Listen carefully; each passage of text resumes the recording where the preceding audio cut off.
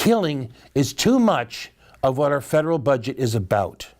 I'm not going to get into the argument about what portion of federal spending goes to the military, not only because of disagreements about exactly what should be called military spending and exactly wouldn't, but also because, frankly, I simply just don't care.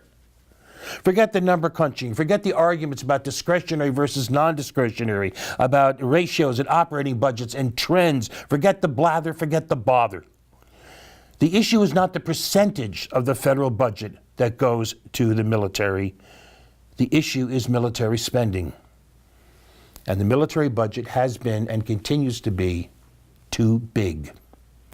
As long as we can afford to build railguns but not railroads, the military budget is too big. As long as we can afford Humvees but not health care, the military budget is too big.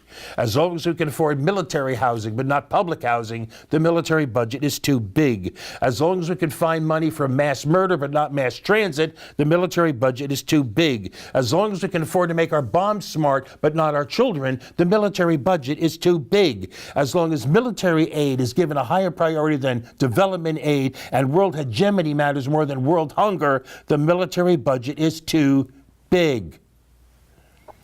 In short, as long as it's easier to approve money for matters of death than for matters of life, the military budget is too damn big.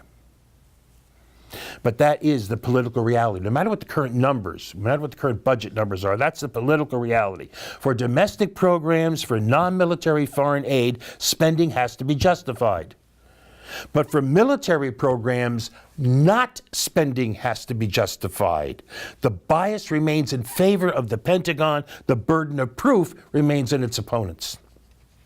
And that bias, to be blunt, is a mark of militarism. And as long as that remains true, the military budget is too big.